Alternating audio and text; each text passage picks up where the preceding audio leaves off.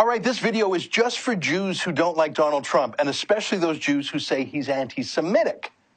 I mean, I hear it a lot, not just from the fringe media, like the Philadelphia Daily News, where this picture's from, but from the Washington Post, the New York Times, the New York Daily News. Everywhere in the mainstream media, they say Trump is a Nazi, a racist, an anti-Semite. So is it true? Like I say, this is a special video just for Jews, especially American liberal Jews. So can everyone else please go watch something that's probably more up your alley? I don't know. What's the least Jewy thing on TV? Duck Dynasty, probably? Okay? Okay, thanks. All right, look, my fellow Hebrews, I know you love the Democrats because most of the time being Jewish to you doesn't really have anything to do with the Jewish religion. I mean, at least not since your bar mitzvah. In North America, to most Jews, most of the time, it means just liking Jewish stuff. Like Larry David and Jerry Seinfeld and Sarah Silverman, Amy Schumer, and Jewish food and taking a few extra days of holidays. It's a vague cultural pride thing, like bragging about how many Jews won Nobel Prizes or which Hollywood stars are Jewish or half Jewish. So yeah, culturally, most Jews are a fit with the party of the liberal elites, the party of New York and Chicago and LA and trial lawyers and professors and Wall Street types, the Democrats. So it's easy to sneer at Donald Trump, that striving blue-collar billionaire. I mean, look at him sitting in those golden chairs, so ostentatious. No Jew I know would ever be so nouveau riche, right? And the way he talks. It's a huge problem. The huge problem. That is a huge problem. Yeah, a noisy, mouthy New Yorker with huge real estate investments. Yeah, what Jew could possibly like a guy like that? But seriously, is Donald Trump really anti-Semitic? Every Democrat I follow on Twitter has tweeted pictures of Trump with his arm out, Heil Hitler style. I mean, of course, you can do that with anyone. So let me answer this charge in two ways. How does Donald Trump treat Jews in his own life? And even more important, how does he treat Jewish issues in his political life? What would he be like as president? Now, in his own life, I'm going to tell you something shocking. And it's actually the reason why I told all the non-Jews to stop watching this video. Here's a fact I don't really want conspiracy theorists to hear. All of Donald Trump's children are either married to or dating Jews. All of them. The most famous of his kids, Ivanka Trump, she married Jared Kushner, who's Jewish, and she converted to Judaism herself. She actually took a Jewish name, Yael Trump. Her kids, Trump's grandkids, are Jewish. They probably call him Zadie. But it's not just Ivanka. Donald Jr. is married to Vanessa Hayden, who's Jewish. Eric Trump is married to Lara Yunaska, who's Jewish. They married under a Jewish chuppah or wedding canopy at Mar-a-Lago, an exclusive club that used to ban Jews until Trump filed a massive lawsuit against the bigots to let the Jews in. And then there's Tiffany Trump, Donald Trump's other daughter by Marla Maples. She's not married yet, but she's dating a Jewish man named Ross Mechanic.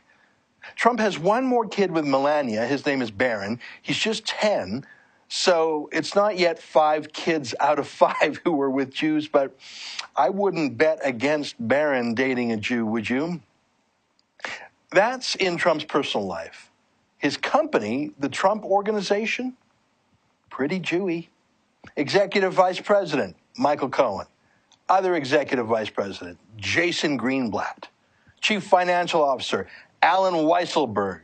There's a token Gentile as Chief Operating Officer.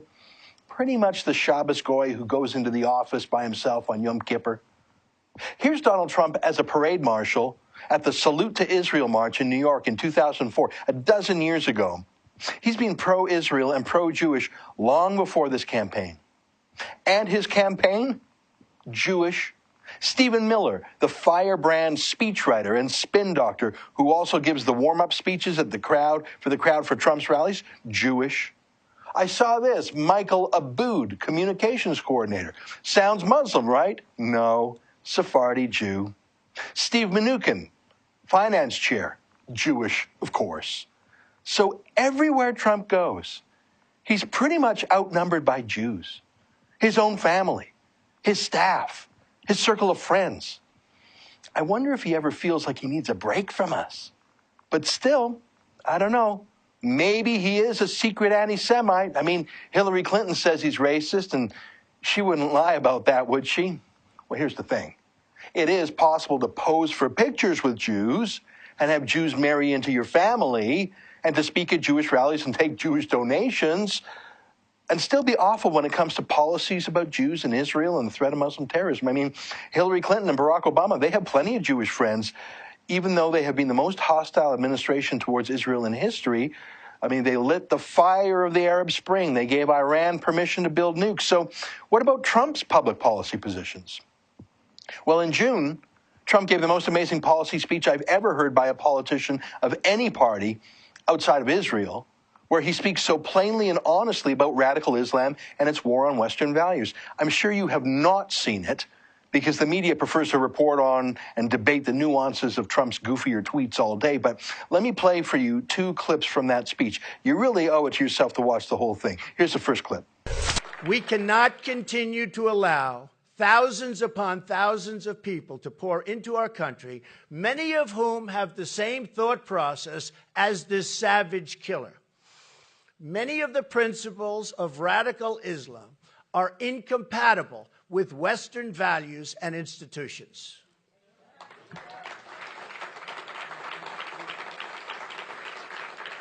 Remember this: radical Islam is anti-woman, anti-gay, and anti-American.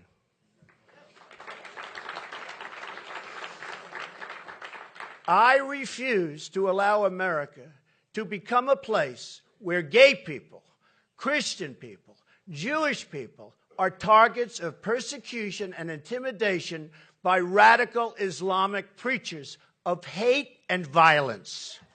Have you ever heard Clinton or Obama or any Democrat talk that way? Of course not. Here's one more shorter clip.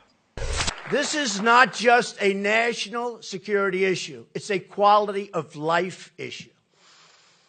If we want to protect the quality of life for all Americans, women and children, gay and straight, Jews and Christians, and all people, then we need to tell the truth about radical Islam, and we need to do it now.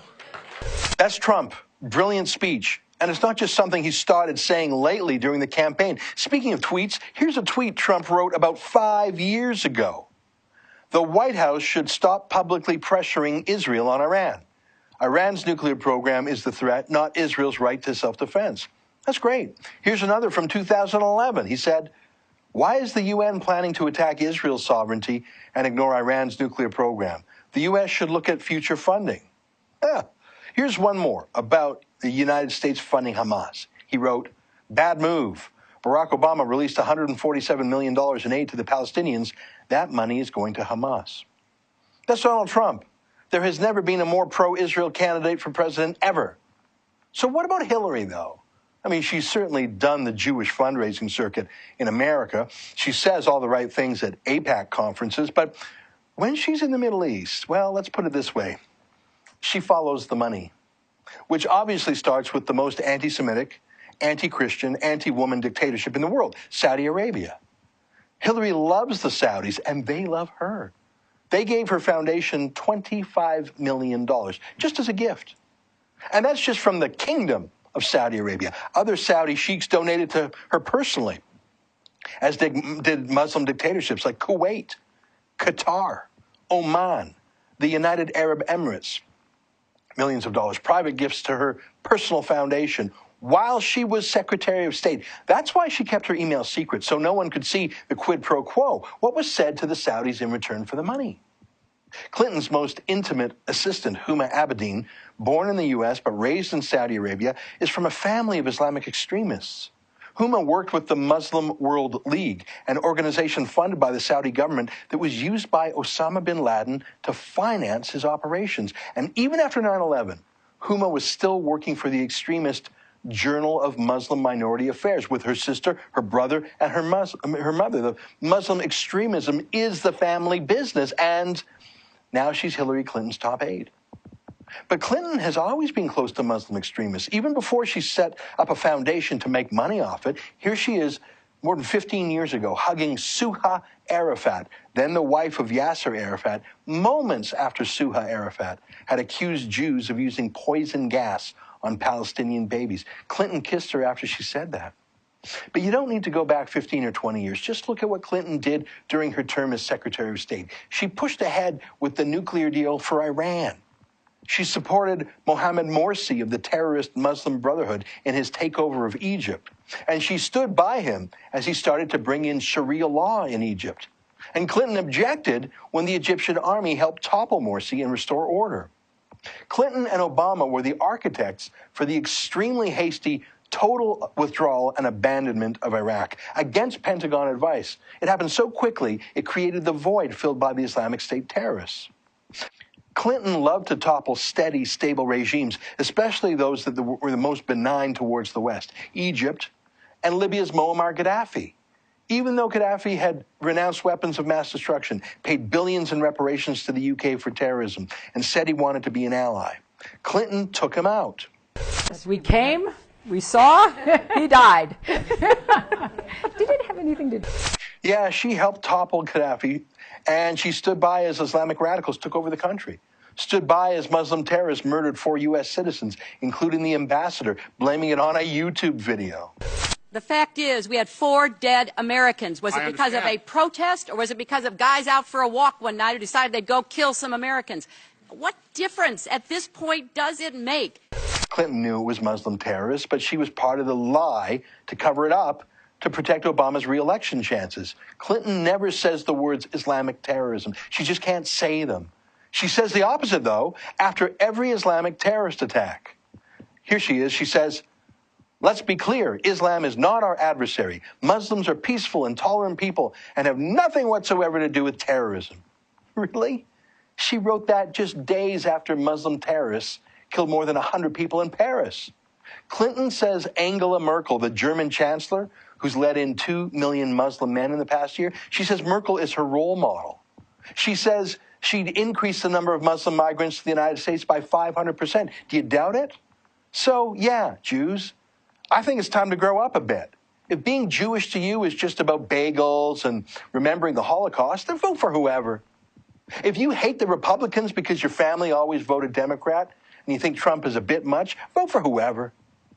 But if you actually mean what you say, that the rise of Muslim anti-Semitism and terrorism and threats to the Jewish people and threats to Israel are important to you, then give your head a shake.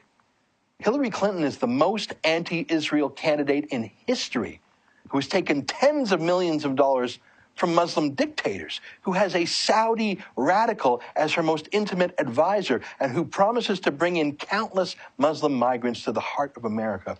And then there's the guy with 8 Jewish grandchildren, Jewish advisors, a pro-Israel foreign policy, and a national security immigration policy. Pretty easy choice, I think. For the Rebel.media, I'm Ezra Levant. Thanks for watching. Click here to never miss a Rebel update. Want even more of the Rebel? Well, click here to become a premium member.